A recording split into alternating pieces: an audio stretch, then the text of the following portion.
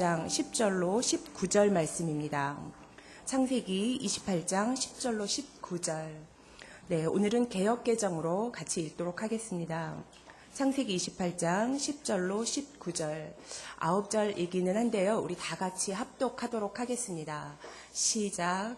야곱이 브엘세바에서 떠나 하란으로 향하여 가더니 한 곳에 이르러는 해가 진지라. 거기서 유숙하려고 그곳에 한 돌을 가져다가 베개로 삼고 거기 누워 자더니 꿈에 본즉 사닥다리가 땅 위에 서 있는데 그 꼭대기가 하늘에 닿았고 또 본즉 하나님의 사자들이 그 위에서 오르락 내리락 하고 또 본즉 여호와께서 그 위에 서서 이르시되 나는 여호와니 너의 조부 아브라함의 하나님이요 이삭의 하나님이라. 내가 누워있는 땅을 내가 너와 네 자손에게 주리니 네 자손이 땅의 티끌같이 되어 내가 서쪽과 동쪽과 북쪽과 남쪽으로 퍼져나갈지며 땅의 모든 족속이 너와 네 자손으로 말미암아 복을 받으리라.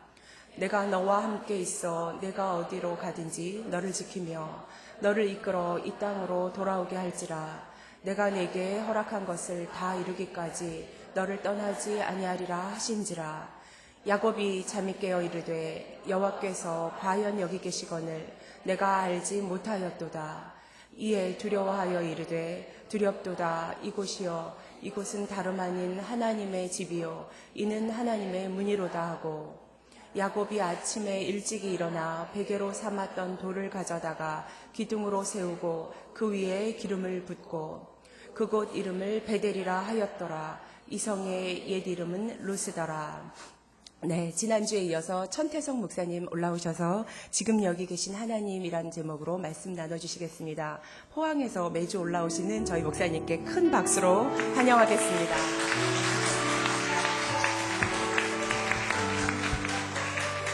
고맙습니다.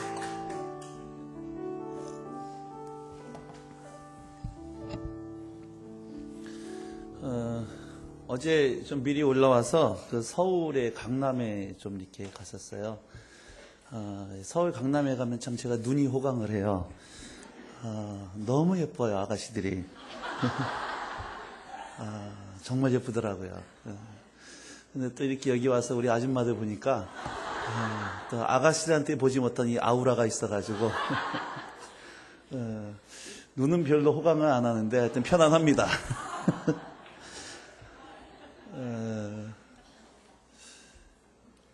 오늘 28장 10절부터 야곱에 대해서 함께 좀 이렇게 말씀을 상고하면서 함께 좀 보고 싶습니다. 오늘 10절 말씀 제가 다시 한번 읽겠습니다. 야곱이 브엘세바에서 떠나 하란으로 향하여 가더니 그래요.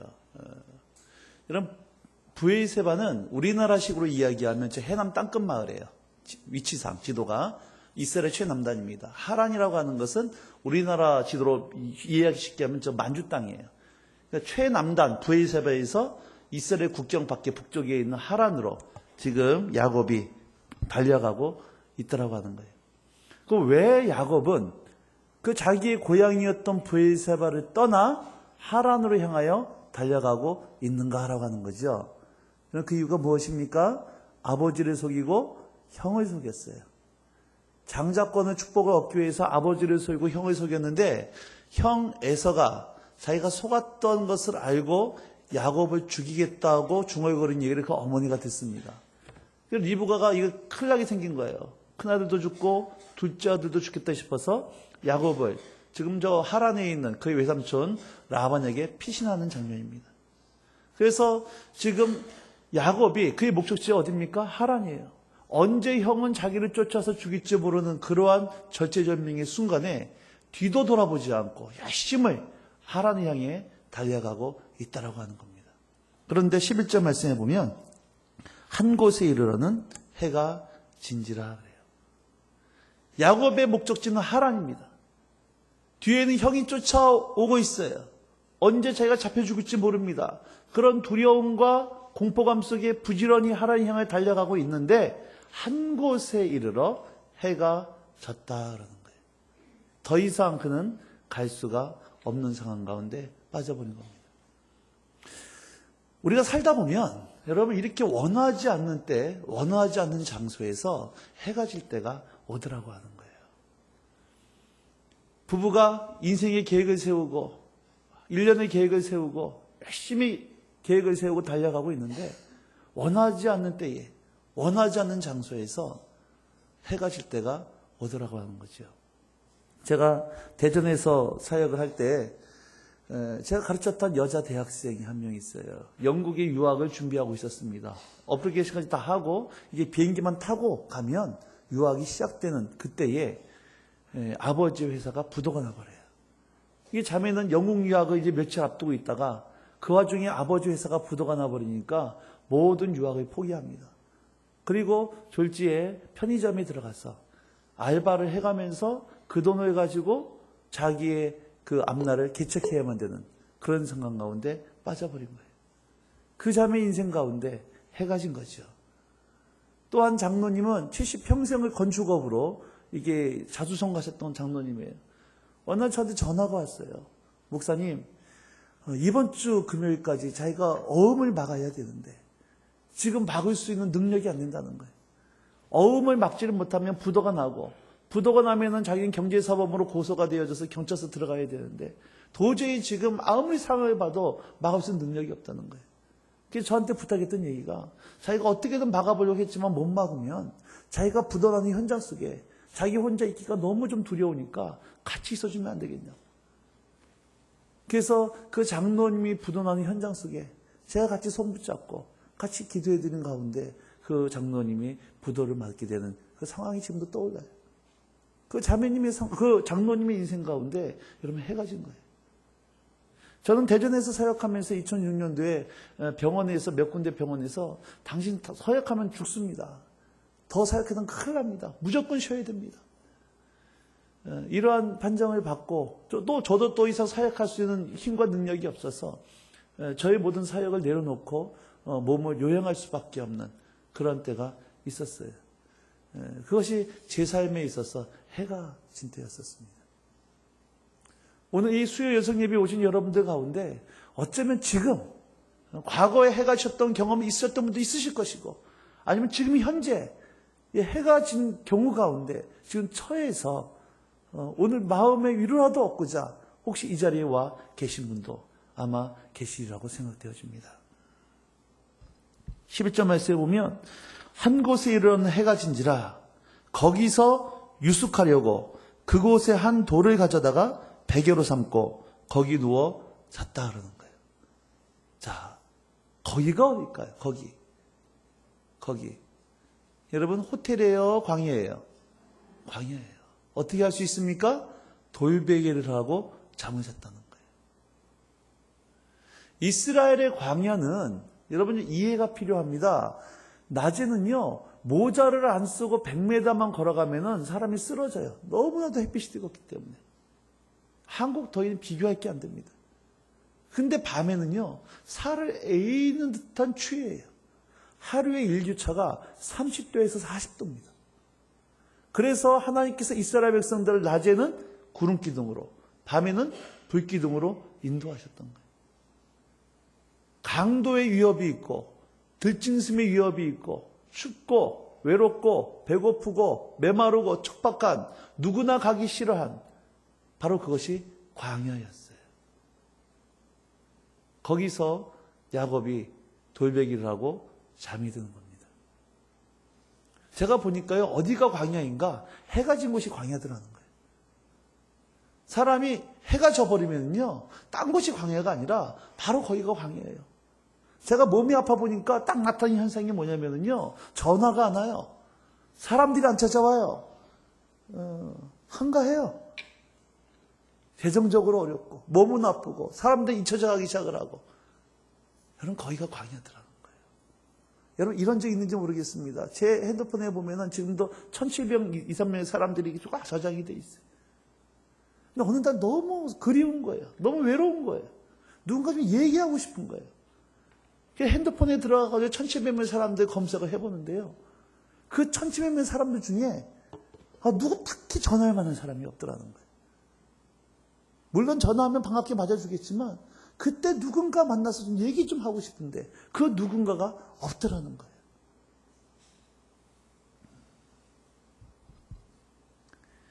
야곱이 거기서 잠들 때요. 여러분 제대로 먹기는 했겠어요? 준비 안 된 상태에서 갑자기 어머니의 권유로 집을 빠져나왔어. 한 번도 가본 적이 없는 그 야곱은 범생이었잖아요. 집 밖에 모르는. 그런데 한 번도 가본 적이 없는 그 하란을 향해 달려갈 때 미래에 대한 두려움, 앞날에 대한 걱정, 집에 대한 그리움. 그래서 그는 겉옷을 입을 삼고 다리를 웅크리고 눈물 흘리며 잠이 들었을 겁니다. 그 야곱이 광야에서 잠이 들었을 때 이제 꿈을 거기서 꾸는 거죠. 자, 12절부터 그 15절까지가 야곱이 꿨던 꿈이에요. 같이 다시 한번 읽겠습니다. 시작. 꿈에 본즉 사닥다리가 땅 위에 서 있는데 그 꼭대기가 하늘에 닿았고 또 본즉 하나님의 사자들이 그 위에서 오르락내리락하고 또 본즉 여호와께서 그 위에 서서 이르시되 나는 여호와니 너희 조부 아브라함의 하나님이요 이삭의 하나님이라. 내가 누워있는 땅을 내가 너와 내 자손에게 주리니 내 자손이 땅에 티끌같이 되어 내가 서쪽과 동쪽과 북쪽과 남쪽으로 퍼져나갈지며 땅의 모든 족속이 너와 내 자손으로 말미암아 복을 받으리라. 내가 너와 함께 있어 내가 어디로 가든지 너를 지키며 너를 이끌어 이 땅으로 돌아오게 할지라. 내가 내게 허락한 것을 다 이루기까지 너를 떠나지 아니하리라 하신지라. 여기서 꿈에서 하나님을 만납니다. 하나님의 음성을 들어요. 그리고 야곱이 꿈을 꾸고 일어나서 했던 그 다음 행동이 16절에 나오는 거예요. 16절 같이 한번 읽겠습니다. 시작. 야곱이 잠이 깨어 이르되 여호와께서 과연 여기 계시거늘 내가 알지. 다시 한번 읽겠습니다. 시작. 야곱이 잠이 깨어 이르되 여호와께서 과연 여기 계시거늘 내가 알지 못하였도다. 야곱이 잠이 깨어 일어나서 제일 먼저 했던 말, 여호와께서 과연 여기 계시거늘 내가 알지 못하였도다. 여러분 이 말을 통해 알 수 있는 것은 야곱은 하나님이 어디에만 있는 줄 알았다는 거예요. 브엘세바에만 있는 줄 알았다는 거예요. 소위 말하는 야곱은 모태신앙입니다. 기도 못해 전도 못해 아무것도 못해 아주 못된 신앙이에요. 이전에 하나님을 만난 적이 없었어요. 그의 아버지 이삭, 할아버지 아브람 경건했던 사람들입니다. 그러나 야곱은 사기꾼이었어요. 경건한 부모를 두고 살았지만 그에게는 하나님이 없었던, 자기의 인생의 목적을 위해서 수단과 방법을 가르쳐놨던 그런 사기꾼이었던 야곱. 그래서 못된 신앙이었지만 전혀 신앙과 상관이 없어 살아갔던 야곱이 광야 가운데 홀로 처해졌을 때, 그때 처음 하나님을 만나고 주의 음성을 듣기 시작하면서 했던 고백, 여호와께서 과연 여기 계시거늘. 브엘세바에 있는 줄 알았는데 하나님은 아브라함의 하나님, 이삭의 하나님인 줄 알았는데 오늘 바로 그 나의 하나님, 여기 계신 바로 그 하나님이더라고 하는 이 놀라운 고백을 하고 있더라고 하는 거예요. 여러분 기억하시기 바랍니다. 지금 여러분 가운데 해가 지신 분들, 지금 재정적인 광야 가운데, 질병의 광야 가운데, 자녀들 때문에, 시댁 때문에 이 모양 저 모양 광야 가운데 있어서 탈출가 없고 어떻게 해야 될지 모르는 여러분 그 현장 가운데 주님 거기 계신 줄 믿으시기 바라는 거예요. 여호와께서 과연 여기 계시거늘 내가 알지 못하였도다. 여러분 그래서 이 야곱이 거기서 돌단을 쌓고 하나님께 예배드리는 겁니다. 그러면서 이 장소가 뭘로 바뀌는 거죠? 19절 말씀해 보면 그곳 이름을 베델이라 하였도다. 하나님의 집으로 바뀌는 거예요. 이름 없던 들판이었던 광야 가운데 야곱이 하나님을 만나고 나니까 그 장소 이름이 베델, 하나님의 집으로 바뀌어지더라고 하는 거예요. 저는 오늘 여러분 가운데 이 광야 가운데 계신 여러분들의 그 인생 그 한가운데 바로 그곳이 하나님의 집이 되어지는 베델의 역사의 길을 주임으로 축복합니다. 이 말씀을 체크를 해주세요. 또 볼 테니까, 다시 돌아볼 테니까 이 말씀을 접어두시고 우리 시편 63편으로 한번 가보도록 하겠습니다. 시편 63편입니다. 시편 63편 1절 2절을 같이 읽겠는데요. 자, 여러분 시편 63편 이 63편 누가 지은 시라고 얘기해 주고 있어요? 다윗이 지은 시죠. 다윗이 어디 있을 때 지은 시입니까? 유다 광야에 있을 때 졌어요. 자, 1절 말씀 같이 있습니다. 시작. 하나님이여 주는 나의 하나님이시라. 내가 간절히 주를 찾되 물이 없어 마르고 황폐한 땅에서 내 영혼이 주를 갈망하며 내 육체가 주를 앙모하나이다. 보세요. 내가 간절히 주를 찾되 물이 없어 마르고 황폐한 땅. 여기가 어디예요? 이게 광야예요. 광야는 물이 없습니다. 말랐습니다. 황폐한 땅입니다. 근데 다윗이 거기서 뭐 했어요? 내 영혼이 주를 갈망하며 내 육체가 주를 앙모하이다. 하나님을 찾았다는 거예요. 근데 2절 말씀에 보면 시작. 내가 주의 권능과 영광을 보기 위하여 이와 같이 성소에서 주를 바라보았나이다. 자, 이 말씀 다윗이 지금 어디에 있을 때 지은 시라고 얘기해 주고 있어요? 광야에 있을 때 지은 시입니다. 근데 2절 말씀에 보면 다윗이 지금 어디에서 주를 바라봤다 그래요? 성소에서. 성소는 하나님이 임재하시는 곳이 성소예요. 그렇다면 다윗의 인생 가운데서는 어디가 성소였다는 얘기예요? 광야가 성소였다는 거예요. 물이 없어 마르고 황폐한 땅, 실패와 외로움과 고독과 장소, 모든 들어가기 싫어하는 그 광야가 다윗에게 있어서는 하나님의 임재를 경험하는 성소로 바뀌어졌다라고 하는 거예요. 여러분, 이 시는요, 이건 시편은 시입니다. 소설이나 논문이 아니에요. 이게 시처럼 읽어야 되는 거예요. 그러면 이 3절부터 7절까지의 내용을 쭉 읽어보면요, 이 시에서 느끼는 분위기를 봐야 돼요. 시를 읽을 때 느낀 분위기가 주의 인자심이 생명보다 나음으로 내 입술이 주를 찬양할 것이라. 잃어버린 나의 평생이 주를 송축하며 주의 이름으로 말미암아 나의 손을 들리리라. 골수와 기름진 것은 먹은 것 같이 나의 영혼이 만족할 것이라. 나의 입이 기쁜 입술로 주를 찬송하되 내가 나의 침상에서 주를 기억하며 새벽에 주의 말씀을 작은 소리로 음줄 때 하오리니 주는 나의 도움이 되셨습니다. 내가 주의 날개 그늘에서 즐겁게 부르리이다. 여러분, 이 시에서 느껴지는 분위기가 밝아요, 어두워요? 기뻐요, 슬퍼요? 여러분, 다윗이요, 왕궁에서 기록했다고 해도 믿을 수밖에 없는 내용이에요. 근데 이 놀라운 고백이, 여러분, 최고 권력자가 특공대 3,000명을 동원해서 검찰, 경찰, 국세청 지원, 전투방위 총동원해서요, 여러분, 하루도 아니고 10년 동안 다윗 한 사람 잡아 죽이려고 쫓아다니는 그 광야 한가운데서 했던 고백이 되어지는 거예요. 다윗의 상 가운데서는 여러분 그 광야가 하나님이 임재하시는 성소로 바뀌어지더라고 하는 거예요. 누가복음 1장 한번 가보실까요? 신약성경 누가복음 1장 80절입니다. 아마 평생에 누가복음 1장에 80절까지 했다는 사실 아마 지금 처음 하시는 분도 있을 텐데, 누가복음 1장 80절입니다.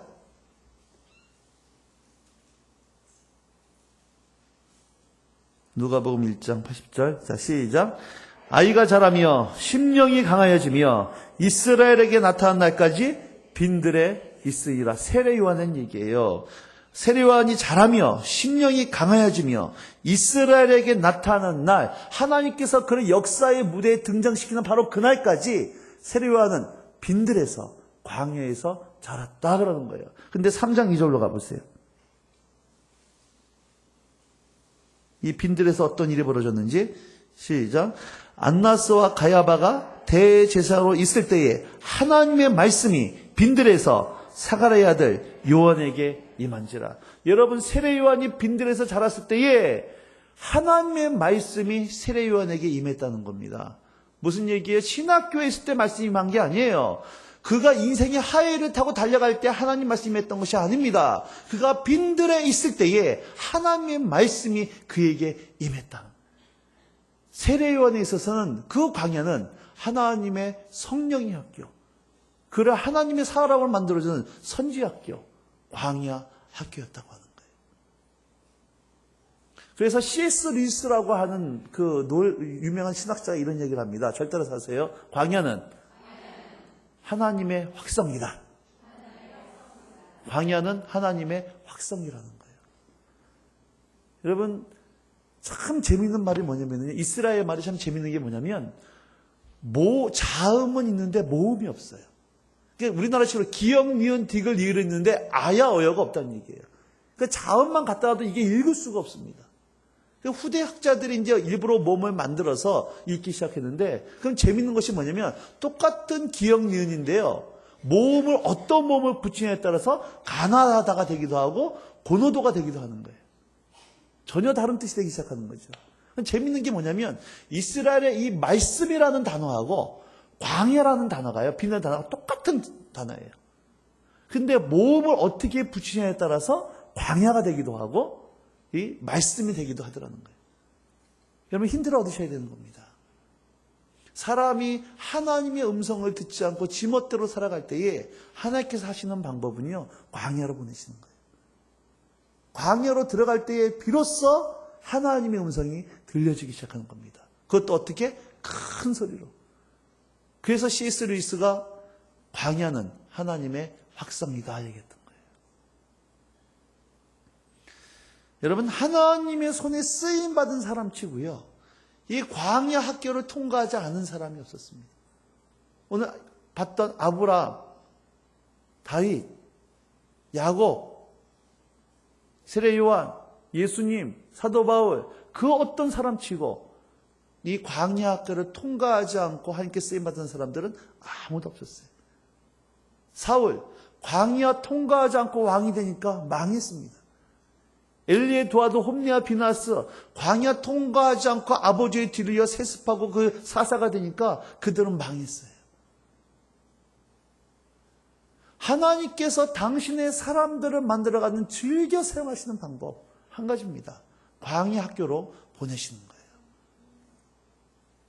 근데 그 야곱에게 있어서 이 광야는 하나님의 베델, 집으로 바뀌어졌고, 다윗에게 있어서 광야는 하나님이 임재하시는 성소로 바뀌어졌으며, 세례요한에 있어서는 이 광야는 하나님의 신학교, 광야 학교로 바뀌어졌다라고 하는 거예요.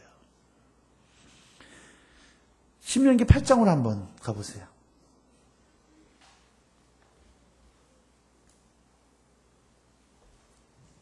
신명기 8장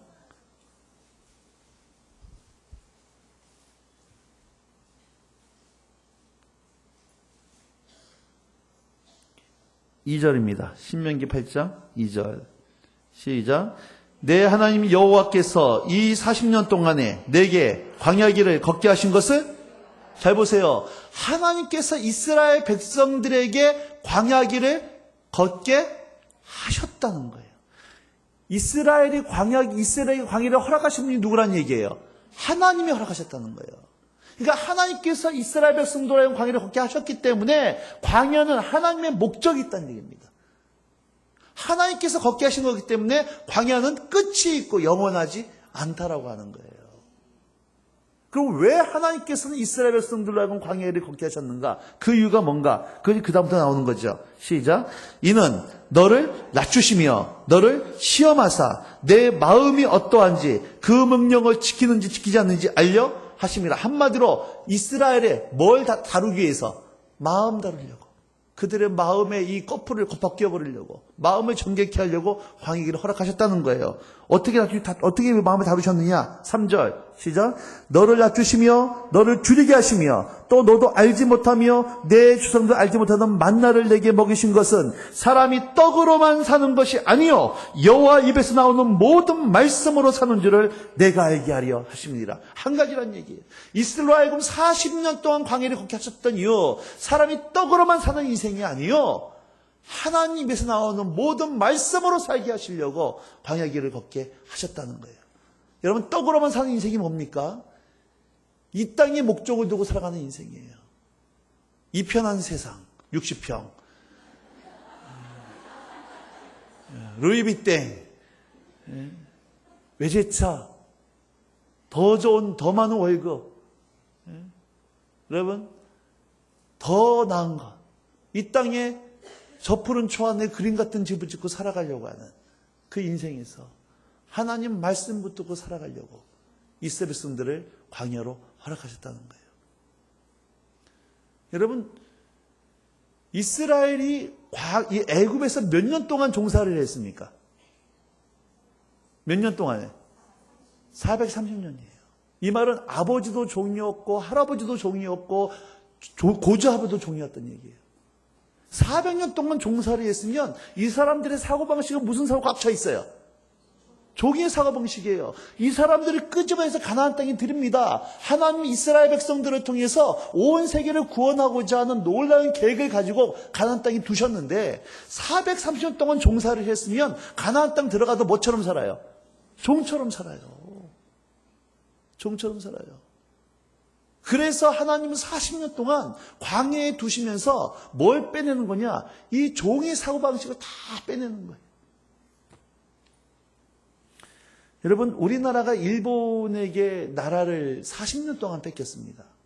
지금 70년이 돼가요. 근데 아직까지도 우리나라에 이 일제의 잔재가 청산되지 않았어요. 청산되지 않았어요.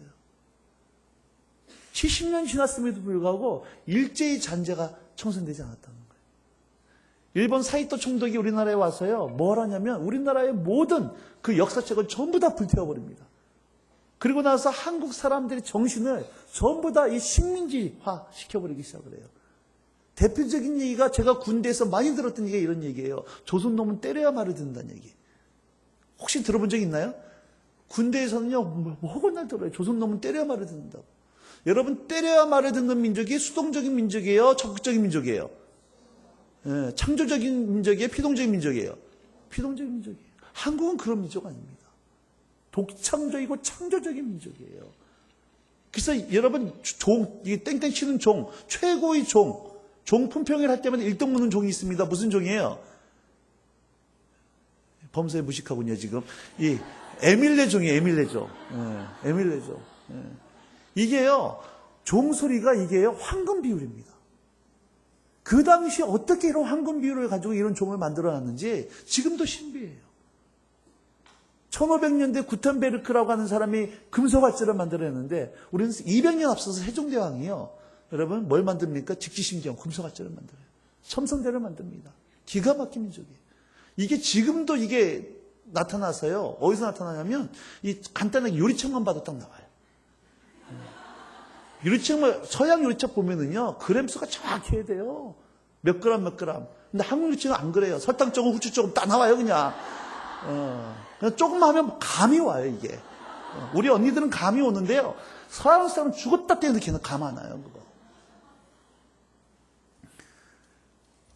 또, 일본 사람들이 만들어 놨던 게 뭐냐면 이런 말을 했습니다. 한국 사람은 혼자 두면 똑똑한데 모아두면은 안 된다는 거예요. 한국 민족 그런 민족 아닙니다. 일본에게 우리가 그, 나라 뺏겼을 때 대구에서 국채보상운동이 일어나요. IMF 때 전 세계적으로 금모으기 운동이 일어납니다. 2000년 때 여러분 대한민국 그 응원. 한국은 대동제가 있고 향약이 있었고 두레가 있었던 그런 민족이에요.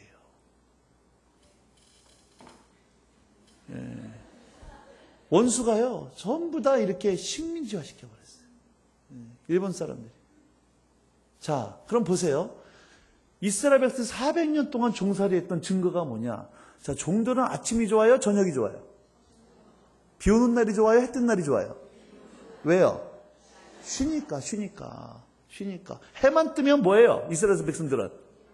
스트레스예요. 해만 뜨면. 오늘 하루도 고된 하루가 되겠구나.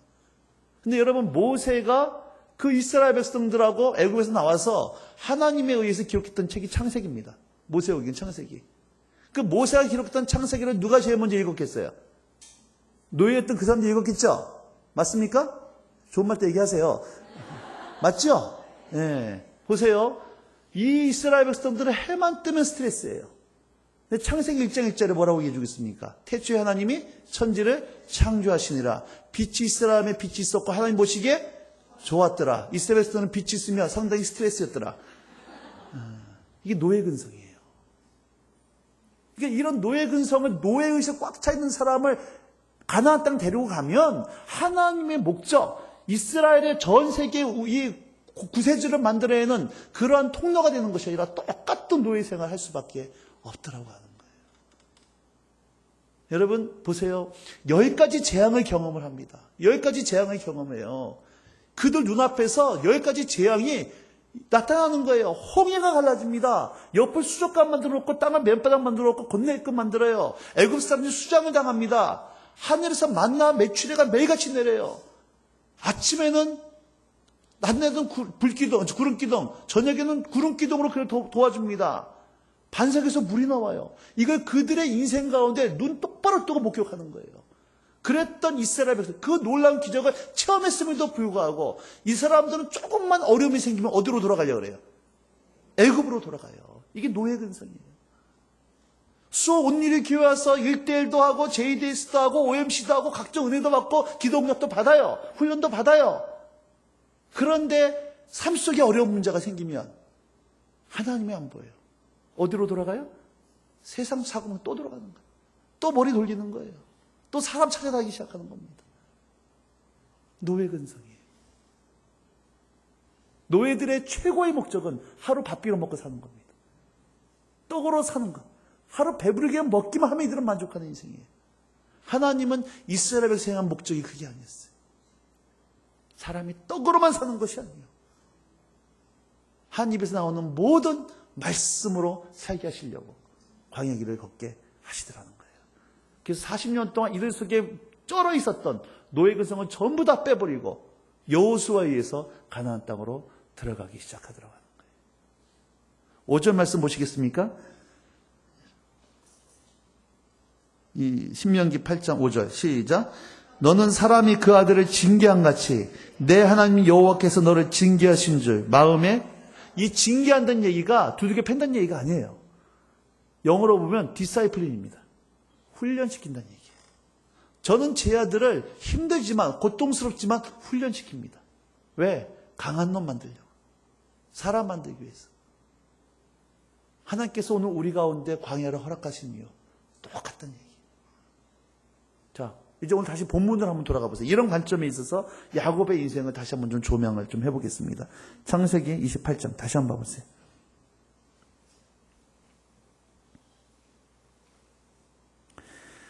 야곱이 꿈을 꿉니다. 하나님을 만나요. 주의 음성을 듣습니다. 근데 하나님께서 말씀하신 것 중에 15절 말씀을 다시 한번 읽어볼게요. 하나님 뭐라고 말씀하시나? 시작.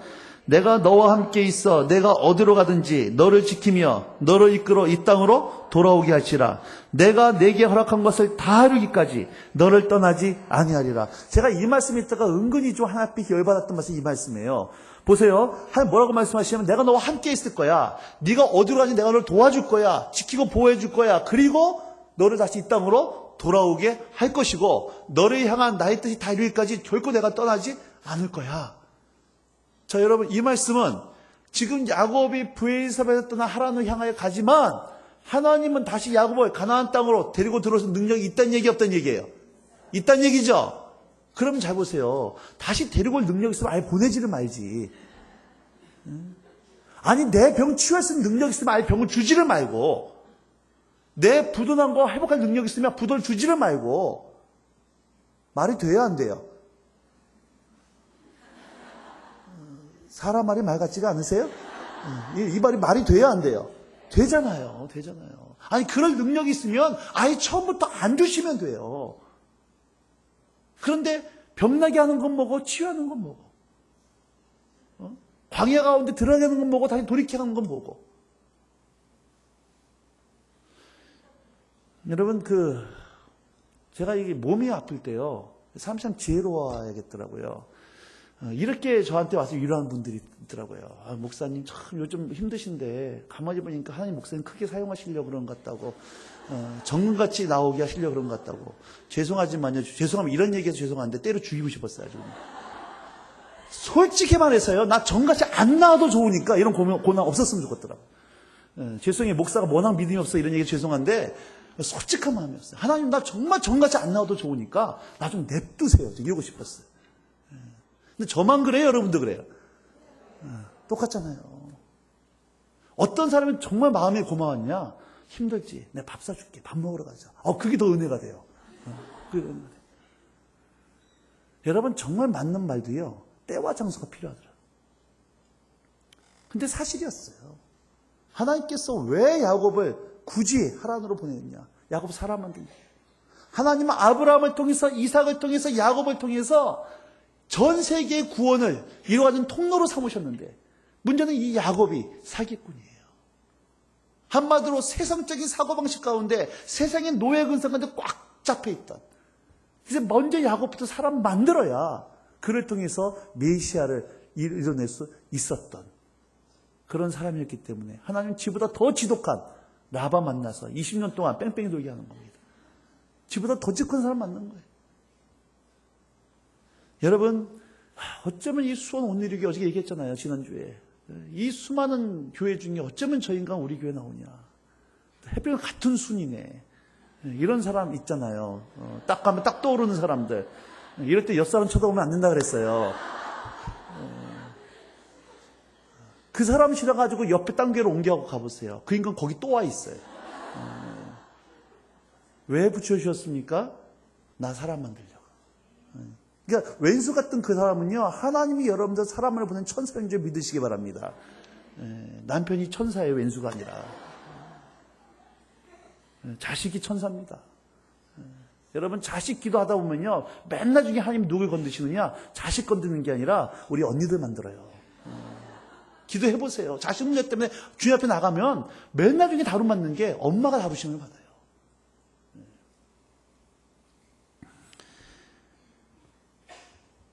이 야곱을 어떻게 하나님께서 만드셨는가? 이제 결론을 좀 보도록 하겠습니다. 이 광야를 통과해서 20년 동안 하나님 다루신 가운데 있었을 때 야곱이 어떻게 바뀌어져 갔는가? 창세기 47장 가보세요. 이제.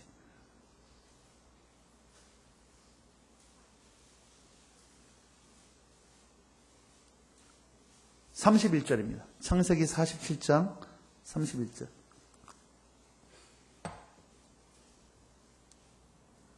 시작.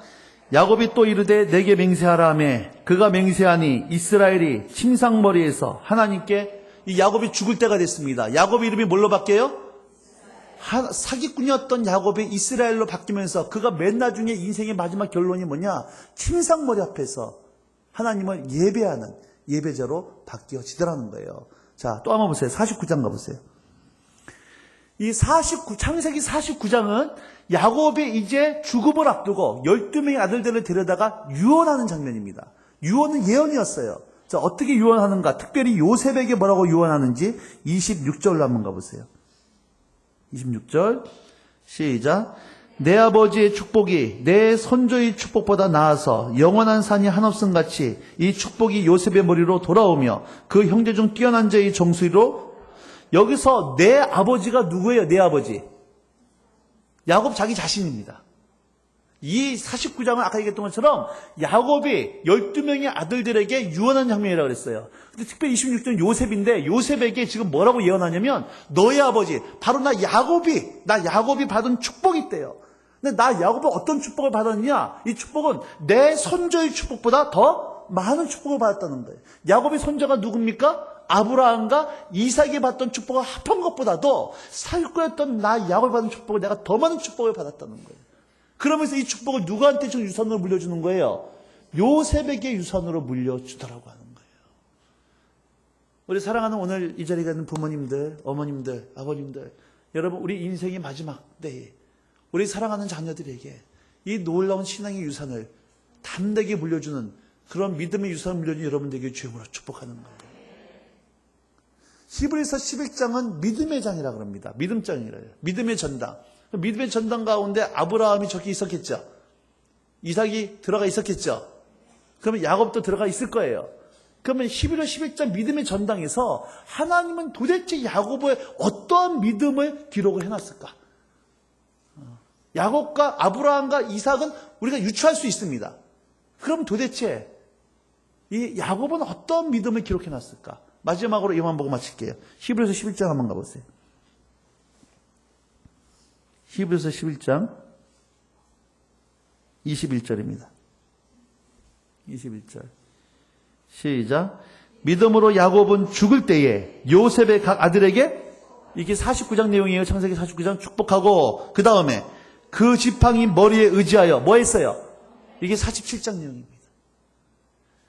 하나님께서 야곱의 인생 가운데 그의 마지막 때에 침상 머리에서 예배하던 그리고 그 12명의 아들들에게 예언하던 메시아를 예언하고 메시아를 바라보던 그 믿음의 사람으로 믿음의 전당 가운데 기록이 되어져 있더라고 하는 거예요. 사기꾼이었던 야곱을 광야 학교 가운데 보내서 하나님은 그를 믿음의 조상으로 만들어 주셨던 겁니다. 4년 전에 이 수원 아주대병원에서 저희 어머니가 머리 수술을 받으셨어요. 아주 그 머리 수술을 받으셨는데 아무도 이 어머니를 간호해 줄 사람이 없었기 때문에 제가 3주 동안 아주대병원에서 어머니 옆에서 함께 간호를 해드려야만 됐었습니다. 그래서 저희 어머니가 수술이 성공적으로 마치고 회복이 어느 정도 되셔서 이제 퇴원을 하시고 퇴원을 하시고 바로 그 다음날 어머니가 3주 동안 수술하고 퇴원하시고 바로 그 다음날 저희 아버지가 차 운전을 하다가 허리 디스크가 터져가지고 이게 흘러 녹아내려 버렸어요. 바로 그 응급실로 실려가서 또 이제 수술을 받으셔야만 됐습니다. 저는 3주 동안 어머니 옆에서 병간호를 하다가 그 다음날 내려가려고 그랬는데 아버지가 갑자기 이렇게 허리가 디스크가 이게 터져버리는 바람에 졸지에 또 아버지 병원 가가지고 또 아버지를 간호를 해드려야만 했었어요. 저희 아버지가 학원차를 운전하고 계셨기 때문에요. 누구 대체해줄 사람이 없는 거예요. 그리고 아침부터 저녁까지는 제가 대신 학원차 운전하고 다니고 저녁에는 아버지 병간을 해야만 했었어요. 근데 그 와중에 그렇잖아요. 귀신은 들어올 때 어깨동무하고 들어온다고. 한 놈만 들어온 것이 떼거지로 들어온다고요. 그 와중에 저희 큰아들 녀석이 시력이 급속도로 저하되면서 틱이 왔어요. 둘째 아들 녀석이 언어장애 판정을 받았습니다. 셋째 딸내미가 비타민 D가 없어지고 구루병이 생겨가지고 고추가 되어지고 다리가 휘어지는 그 병 진단을 받았어요. 아내는 온 집안 이렇게 폭탄 맞다 보니까는 이 감당할 능력이 안 되다 보니까는 면역체가 파괴되어져서 머리가 다 빠져버려서 가발을 쓰고 다녀야만 됐었어요. 저희 딸내미가 다리가 이렇게 갈수록 휘어지는 거예요. 난쟁이 걷는 것처럼 걷기 시작을 합니다. 이상하다. 얘가 붙어야 되는데. 그래서 정형외과를 데려갔어요. 데려갔는데 엑스레이 찍고 의사가 딱 보더니 하는 얘기가 한마디가 이거예요. 큰 병원 가보세요. 그러더라고요. 근데 저는 마침 이제 아버지 병원에 있었기 때문에 제가 못 데려가고 아내가 이제 대학병원 데려가서 엑스레이 찍었습니다. 운전을 하고 있는데 전화가 와요. 근데 울먹울먹 하는 거예요. 여보 병원 가서 의사 얘기를 들었는데 둘 중에 하나래. 골 이형성증. 뼈가 시멘트처럼 튼튼히 굳어야 되는데 모래알처럼 돼 있어가지고 그냥 부딪히기만 하면 부러지는 난치병입니다. 치유가 불가능한 난치병, 그 골 이형성증이든지 아니면 비타민 D가 없어가지고 뼈가 휘어지는 구루병이든 둘 중에 하나라는 거예요. 그래서 정확한 거는 좀 정밀검사를 해봐야 되는데 보름 후에 나온다고. 아내가 울먹울먹하면서 전화해요. 그러면서 하는 얘기가 여보 나 너무 무서워. 우리 애기 이 난치병이면 어떡해. 하면서 울기 시작하는 거예요. 저까지 뭐 이렇게 같이 뭐라고 할 수 없으니까 걱정하지 말라고. 다른 병원 한번 가보자고. 그래서 날짜를 다시 잡고 대학병원 가가지고 아내랑 같이 가서 검사를 했어요. 결론은 똑같았습니다. 보름 후에 정밀검사 나오게 돼 있어요. 그날이 12월 20일이었어요. 정밀 진단은 1월 5일 날 나오게 돼 있습니다. 이 보름 동안이요. 정말 사람 피말리더라고요. 근데 해필이면 1월 5일부터는 제가 한동대에서 일주일 동안 특강을 하던 날에. 그래서 1월 4일날 주일날 제가 버스를 타고 포항 내려가면서 아내한테 그런 얘기 했습니다. 절대 나한테 내일 검사 나오면 전화하지 마라. 만약에 A가 잘못된 정보가 나오면 나 정말 강의 안 되니까 내가 강의 끝날 때까지 절대 전화하지 말고 내가 전화할 때까지 기다리라 그랬어요. 해필이면 또 1월 5일날이 저희 아내 또 생일이에요. 저희 아내는 자기 생일날 미역국도 못 먹고 금식하고 병원에 진단받으러 가고 저는 한동대 가서 오전에 강의하고 교수님이랑 뭐 점심 먹는 동 마는 동 하고 이제 제 숙소로 들어와서 아내한테 전화를 했어요. 여보 어떻게 검사 결과 어떻게 나왔어? 근데 아내가 이렇게 얘기하니까 아내가 막 웃는 거예요. 웃으면서 하는 얘기가 자기 평생에 제일 큰 생리 소문 받았다고. 무슨 얘기냐 그러니까 애가 구루병이라고 치유가 가능하다고. 그래서 막 아내가 웃는 거예요. 너무 기분 좋아서. 얘가 난치병이면 어떡하나 싶었는데 치유가 가능하다니까 아내는 그게 자체가 뭐 기분 좋은 거예요. 근데 저는요 그 얘기를 듣고 내가 그냥 울어버렸어요. 막 울음이 터져 나오더라고요. 아버지에게 병원에 누워있는데 잠이 안 와요. 잠이 안 와요. 야, 이거 어떻게 해야 되나. 부모님도 어떻게 해야 되고 애들도 어떻게 해야 되나. 누워서 잠이 안 오는데 새벽 2시쯤 된 것 같은데 이를 뒤척하고 아버지 옆에서 이제 보호자 그 의자에서 누워서 잠이 안 와요. 근데 창문을 이렇게 하나 보니까 별이 하나 반짝반짝 하더라고요. 하나가. 근데 그때 하나님이 저한테 말을 걸어오기 시작했어요. 이렇게 말씀하시더라고요. 너 나한테 예배할 수 있겠니? 나한테 예배할 수 있겠니? 제가 늘 집회 가고 강의할 때 사람들이 했던 얘기가 이겁니다. 저의 말씀에 붙잡고 있는 말씀 중에 하나가 시편 145편 17절이에요. 이런 말씀이 있습니다. 여호와께서는 모든 일에 의로우시고 모든 행사에 은혜로우신 분이십니다. 여호와께서는 모든 일에 의로우시고 모든 행사에 은혜로우신 분이십니다. 그 말씀이 제 삶에 붙잡았던 말씀이 하는 말씀이라서 제가 늘 사람들이 그런 얘기했어요. 하나님의 허락은 우리의 최선입니다. 하나님의 허락은 우리의 최선입니다. 내 눈에 아닌 것 같아 보여도 하나님의 허락하신 건 우리 최선이기 때문에 하나님의 성품을 의심하지 마십시오.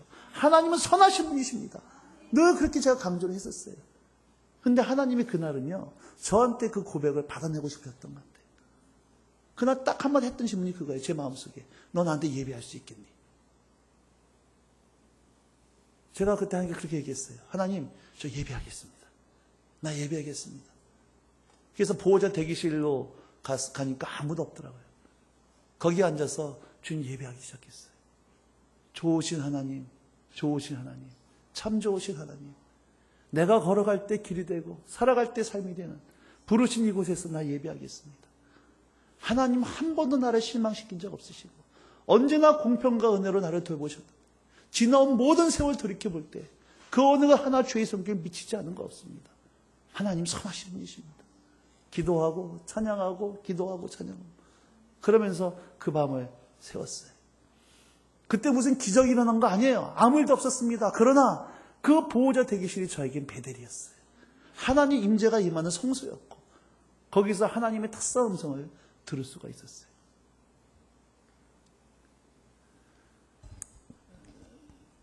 저희 아내는 이 머리가 자꾸 빠져가지고 이게 대전이 치료가 안 돼서 서울로 일주일에 한 번씩 치료를 받으러 다녀야만 됐었습니다. 그래서 애들을 놔두고 대전에서 기차를 타고 서울로 일주일에 한 번 왔다 갔다 할 때 하나님이 그 기차 안에서 저희 아내를 만나주셨어요. 거기서 저희 아내가 하나님을 다시 만나는. 그래서 저희가 포항으로 내려갈 때 하나님께서 포항 가라고 말씀하실 때 월요일부터 금요일까지 모든 치료를 받느라고 서울까지 왔다 갔다 해야 되는데 포항으로 함께 저희를 인도하실 때 2010년도 인도하실 때 모든 치료를 중단하고 포항으로 내려갈 수밖에 없었습니다. 근데 그때 아내가 그런 얘기 하더라고요. 기도 응답 받고 포항 가자. 하나님이 인도하신다. 저희 아내는 친정이 없어요. 저희 그 친정 아버님 장인어른 되신 양반이 바람을 펴가지고 딴 살림을 차리고 저희 장모님하고 아내를 쫓아냈습니다. 장모님은 화병으로 일찍 돌아가시고 저희는 고아 아닌 고아처럼 혼자 자랐어요. 자기 가족을 애들을 지키는 것만큼 정말 특별한 여자예요.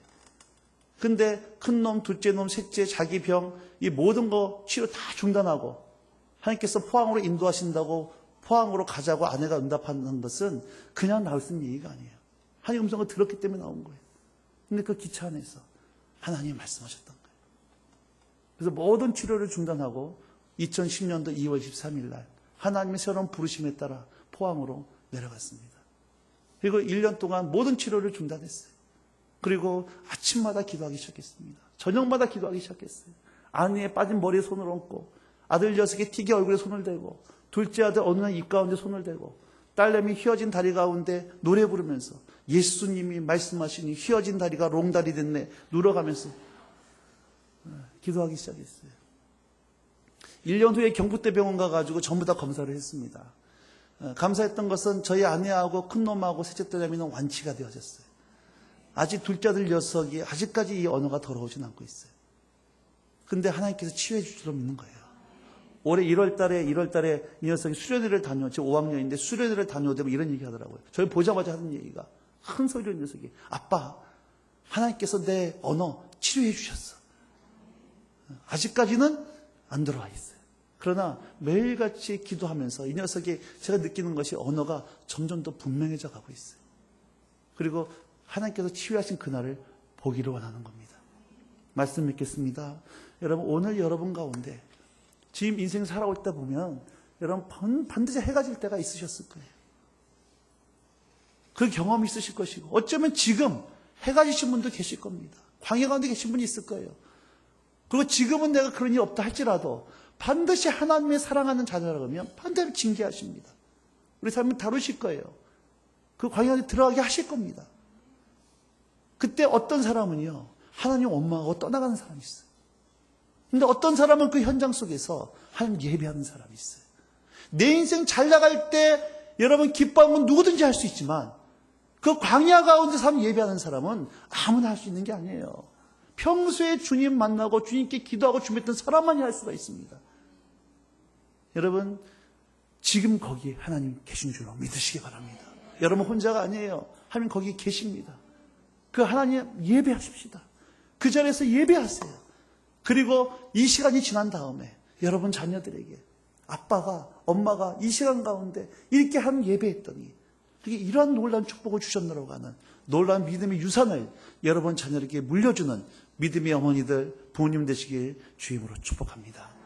같이 좀 찬양하실까요? 하나님, 한 번 더 나를.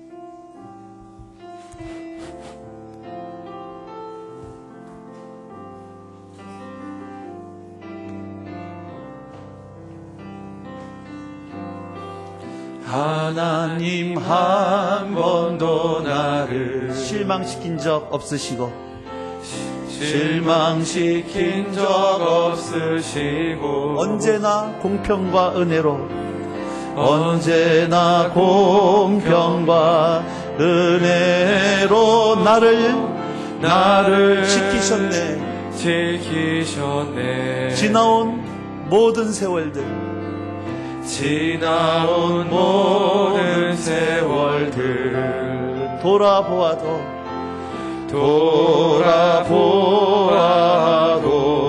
그 어느 것 하나 주의 손길 그 어느 것 하나 주의 손길 아니신 것 전혀 없네. 오 신실하신 주 오 신실하신 주 오 신실하신 주 오 신실하신 주